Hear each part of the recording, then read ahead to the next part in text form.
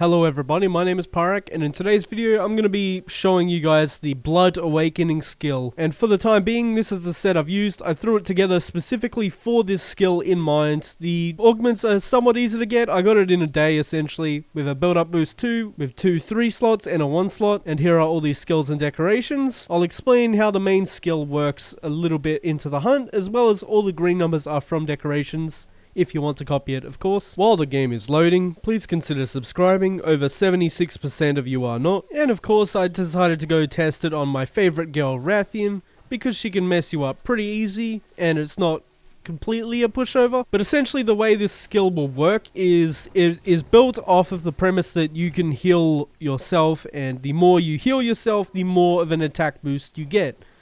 So, starting off, we're at 452 raw. We should be able to get to about 500 constant raw, which is pretty insane, keeping sway through that. But first, of course, we need to break a part, keeping sway. I was too early, that's okay though. Fireball, let's just whack this. Unfortunately, the healing... Oh, I suppose we could use Anomaly Blight to heal it as well, because Anomaly Blight is a part of it as well. It's not just from Blood Blight. Also, I pressed the button and nothing happened.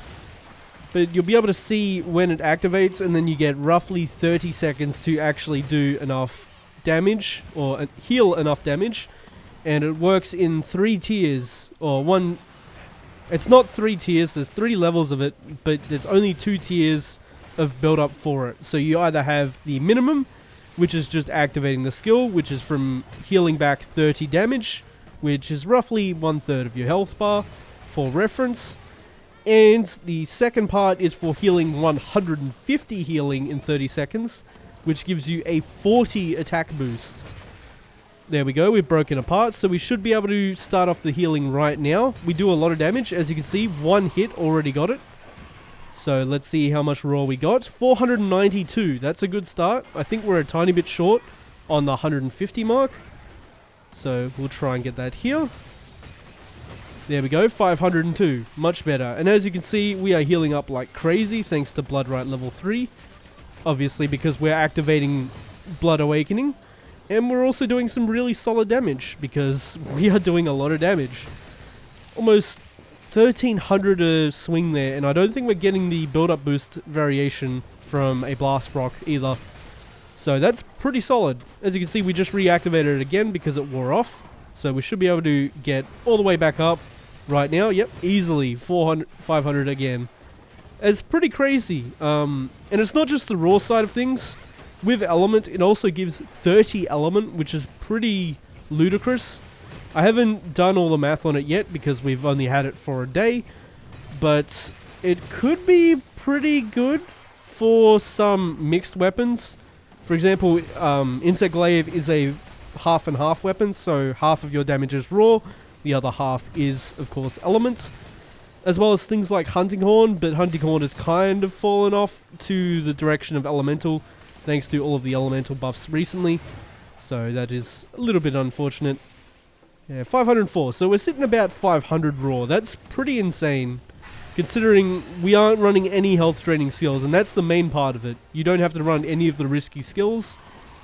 Heck, you're probably safer with this build because you get Blood Right 3, and it's super easy to break apart thanks to having Part Breaker 3 on one of the pieces. On specifically one of the primordial pieces that actually give the skill, which is huge. As well as Recovery Up if you wanted it. There we go. And one of the pieces have Blood Right in itself, so you do get quite a bit of benefit out of using the set, at least comfort wise. Let's Impact Burst to beat this Bloodlust real quick, because I want that 100% affinity if I can. I don't think we've gotten a build up boost proc on one of our attacks yet, which is unfortunate. 2 and 3, I should be able to aim this way. Ah, I should have gone a bit further. That's okay. Okay, it was a single trample, perfect. I do need to be careful though, because I don't have stun resistance fit into this build. So we could get stunned quite easily if she hits us again. But that is not too much of an issue, because we've got Moxie, of course. Unless she decides to tail sweep when we get stunned. That would be most unfortunate, of course. Oh, 1300, not bad. I was spamming keeping sway, but that's alright. Roll to the side. She's probably going to pop here unless we beat it right now. That's unfortunate to say the least, because she's definitely going to pop here, I think. Yep, of course. We were actually pretty close to beating it, I'd imagine. So that's not bad. We almost beat the Anomaly Blight on a 300... Why? But, yeah. I honestly think this is pretty... It's pretty strong. We thought Comfort was a strong Comfort skill, but, this might honestly rival it. Oh, that's gonna hurt. Oh, not too bad. I suppose that was Dango Defender, though, as well. But, we just gotta get rid of the poison so we don't get one shot through our damage. I tried to roll through it because we didn't have a wire bug for keeping sway, but that's okay. She after me again? Yes, of course. To the side. Should be able to smack her pretty hard here. Maybe get a stun even. No, just a knockback. Nice. We got 1400 damage out of that. That's pretty crispy. I think we were missing our Blood Awakening buff there. Nope. Or our just attack buff, I guess. Let's send it. Try get a knockdown. Keeping sway. We should get the stun here. It's pretty overdue, I believe. Unless she runs away, as it happens. But we just activated Blood Awakening. Yeah, we got the 15 raw. Because it's 15 raw at level 1 or at level 3. Or the 3 levels of build up. It's at 40 instead.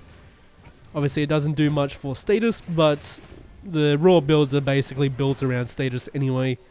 So you kind of have to run status if you want to run a raw set. At least in my opinion. That is highly, highly advised. Of course that hit me, thank you. That's okay, I should have rolled, but I honestly am not worried about the poison. Unless it straight up one-shots me. I don't think we're in any danger at all from those tail sweeps. Because look how much we're going to heal. It wasn't even the big part either and we healed to full. Jeez. I should reactivate Impact Burst as well. That is not a stun, so we may get a stun here too. There it is. We take that any day. Should be sitting at some meaty damage. Yep, 520, not bad. And Blood and Awakening just procced. So we get a little bit more. Excellent stuff. I shouldn't be opening the menu repeatedly, but I'm curious to see how high it gets. Because it could probably get pretty damn high. The other part to Blood Awakening that I haven't really explained is that apparently it has a side effect where it boosts secondary effects. I should have it on screen earlier, but from my testing it didn't boost them at all. It just didn't change any of the values. Even if it was like a 2% value, it still didn't go up, because it should have gone up one attack even, with something like Burst level 3 for example, or Coalescence at level 1. Should definitely give at least one extra damage, like one extra attack per 2%. So that's a bit weird. I don't know if they just left it in by accident or meant to do it or something. Have no idea. But the skill's very solid either way. Could be pretty strong with Courage too now that I think about it, but I think generally speaking you want to have Courage kind of needs a lot more than this to work. Like a lot more space to actually make it work. Not saying that Courage can't work with very little. Courage is extremely powerful, but it definitely doesn't need the extra damage. Okay, slam in the face. I feel like the damage could get higher on the ending swing, but I don't think I've gotten a build-up boost proc on the last hit yet. I'm going to go to attack there. We missed. Unfortunate. Keeping sway. Or water strike, that's not keeping sway. Okay. 2, 3. Smack in the face. Bam. I would really like a build-up boost proc there.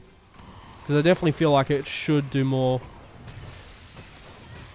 No, I guess not. Also, why did it not let me roll? That was infuriating.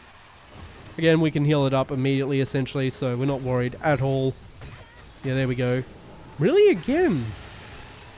Okay, that's interesting. Oh, that's a terrible option for the AI to choose. But that's okay.